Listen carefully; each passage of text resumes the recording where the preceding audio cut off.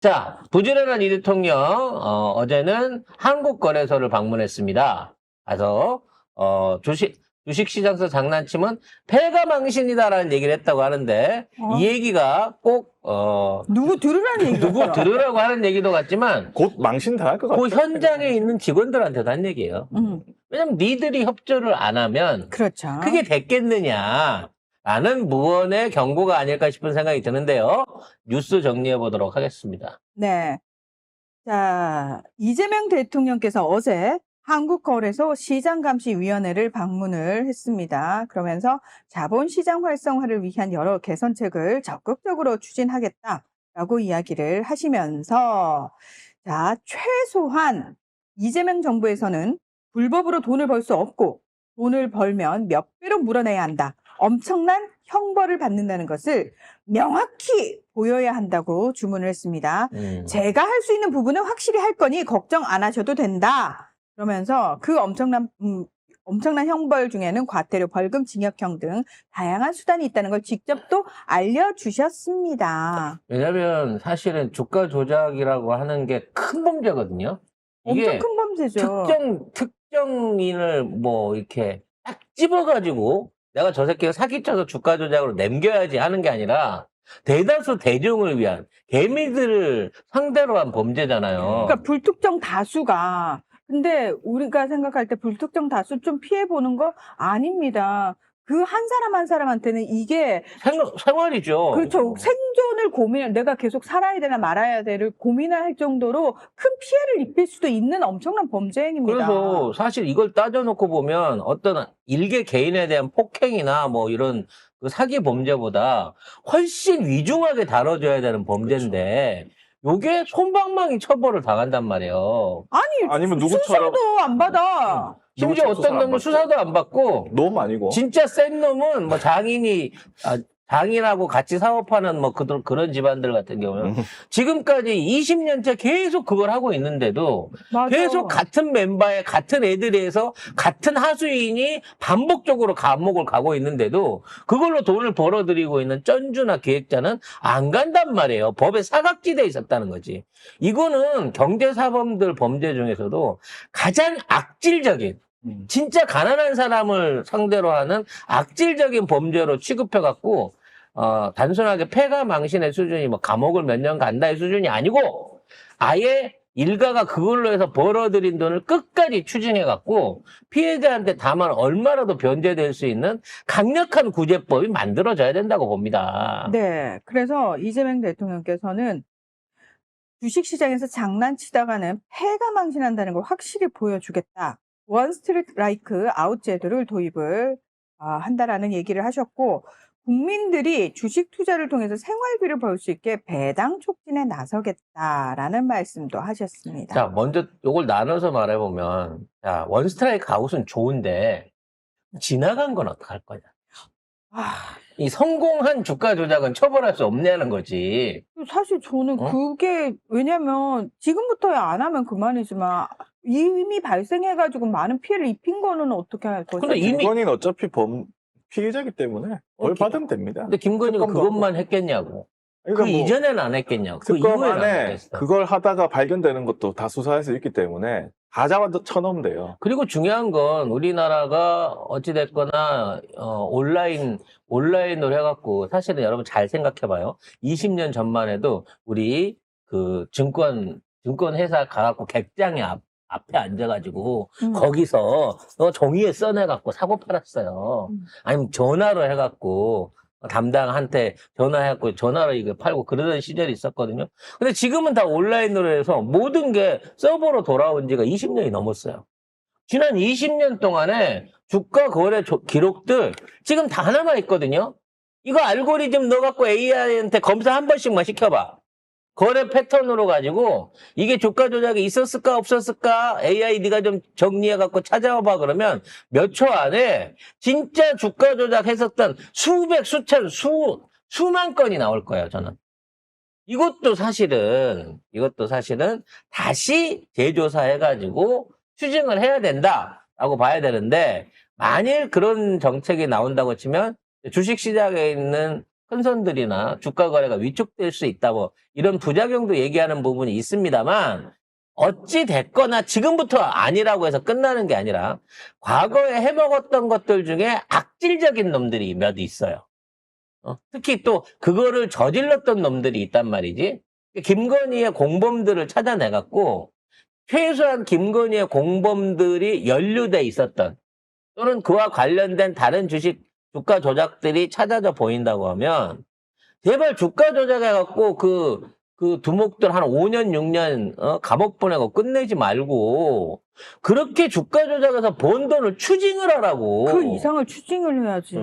아니 걔가 지금 감옥을 갔지만 그 식구들이 몇십억 아파트 살고 있고 떵떵거리면서 부자로 살고 있으면 그 돈이 누구 돈이야. 어차피 주가 조작해서 벌어들인 돈 아니야. 몸빵을 시켜주는 지금의 형사처벌제도를 과감하게 바꿔야 된다고. 돈빵을 시켜야 돼요. 금융치료 해야 됩니다.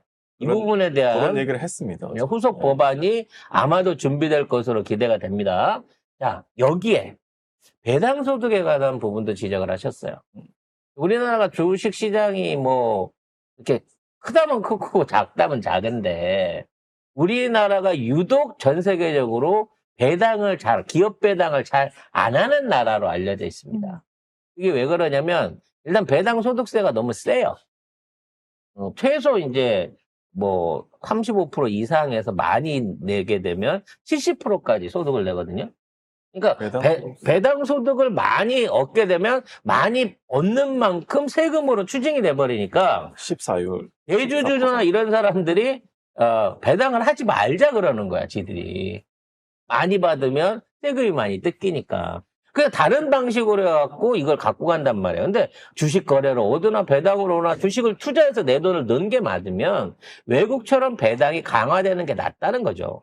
심지어 우리 중국이나 뭐 일본 아마 베트남보다도 배당이 낮을 거예요.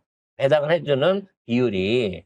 그래서 앞으로 배당 소득에 대한 소득세를 낮추고 배당을 많이 하는 기업들에 대해서 세제 혜택을 줄 수 있는 방안을 검토를 해서 안정적인 주식에다가 이게 삼성전자에다 묻어놓고 이걸 뭐 손주 주든 증손주를 주든 갖고 있는 상황에서 거기서 배당을 받아서 생활을 할 수 있게끔 나 죽은 다음엔 넘겨주더라도 이런 식으로 안정적으로 가게 되면 일단 주식시장에 묶이는 자금들 안정적인 자금들이 많이 들어오고 이걸 바탕으로 해갖고 주가 상승도 일어날 수 있고 국민소득도 늘어날 수 있다라고 하는 또 새로운 안을 제안을 하셨습니다. 그러니까 한국 상장기업 평균 배당 성향이 20에서 25% 정도거든요. 그러니까 기업이 벌어들인 수익의 약 4분의 1만 주주한테 돌려주는 거예요. 근데 지금 이소영 의원이 낸 법안 이런 거는 35% 이상 돌려주는 데는 이제 그때는 이제 기업한테도 인센티브를 주겠다. 그리고 배당을 많이 해주면 사람들이 그 주식으로 돈을 그러니까 배당금을 받으면서 생활할 수 있게 한다는 게 이제 이재명 대표 얘기입니다. 이 대통령 얘기입니다. 뭐 좀 사족을 붙이자면 배당을 제일 많이 해주는 주식이 사실은 은행주입니다. 은행주나 증권주들이 배당을 많이 해요. 왜 그러냐? 대주주가 외국 놈들이거든. 50% 이상이 대부분 이런 은행주, 금융주들, 대형주들 같은 경우에는 외국계 자본들이 그걸 많이 잡고 있어요. 미국은 30에서 50%, 유럽은 50에서 60% 배당이 많이 합니다, 이렇게. 그런 경우에는 배당을 지네들이 많이 받아가기 위해서 배당을 굉장히 많이 해가지고 나눠줍니다. 문제는 뭐냐? 국내에서 그 은행주 갖고 있다 배당 받으면 세금으로 쳐맞는데 이것들은 조세 혜택을 받아가지고 세금도 안 내고 그 돈을 세금 매우 적게 내고 홀라당 해갖고 먹어버린다는 거죠. 이러한 조세 형평성에 관한 문제도 반드시 나중에 손을 봐야 되지 않을까 생각합니다. 결국 이거는 뭐냐면 부동산으로 가 있는 돈들을 주식시장으로 옮기겠다는 거예요. 그러니까 부동산에 아무리 돈이 많이 가봐야 그 있는 사람들만 몇 사람들만 돈을 벌잖아요. 근데 이쪽으로 오면은 다 같이 돈이 올라가고 코스피 올라가고 그 다음에 배당도 많이 해주면 이걸로 사람들이 이게 옛날에 뭐 부동산으로 돈을 벌었다 하면 이제는 부동산은 끝났으니까 주식으로 와서 여기서 돈을 벌게 해주겠다.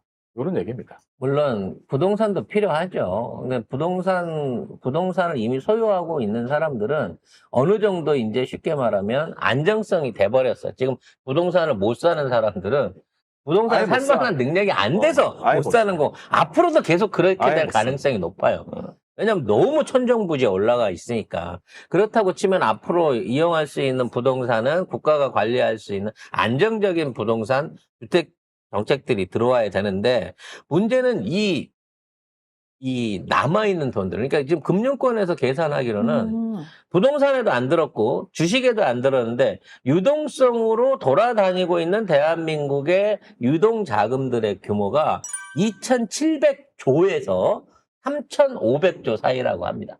와, 어마어마한 돈들이 엄청나겠다. 그냥 통장에서 놀고 있는 거예요. 물론 그건 기업의 돈도 있고 서민들의 몇십만 원 돈도 있겠습니다만 어찌됐거나 대한민국에는 그런 뭉칫돈들이 지금 투자할 때를 못 찾아가지고 현재 유예자금으로 있다는 거예요. 이 중에 10분의 1만 주식시장에 들어와도 금방 5천 가고요. 우리나라 기업들 건강해지고요. 주가 조작하는 기업 없기 때문에 기업 경쟁력 강해질 거고 경영 투명해질 겁니다. 이 단순한 거를 늘 알고 있으면서 그리고 투자한 사람들은 배당으로 그렇죠. 돈을 받을 것이고. 늘 알고 있으면서 원리 원칙은 알고 있으면서 이거를 못하게 막는 몇몇 돈 많은 재벌들과 대주주들과 기득권층의 로비에 의해 가지고 이러한 정책들이 안 먹혔다는 거예요. 그러니까 지금 개혁적인 이재명 정부, 이재명 대통령 그리고 민주당이 있을 때 이런 것들을 밀어붙여야 됩니다. 집권 초기에. 집권 후반기 가고 선거철 가까워지면 아이고 퍼 떨어져요 하지 말아요 라고 하는 소리가 내부에서 또 기어 나올 거거든.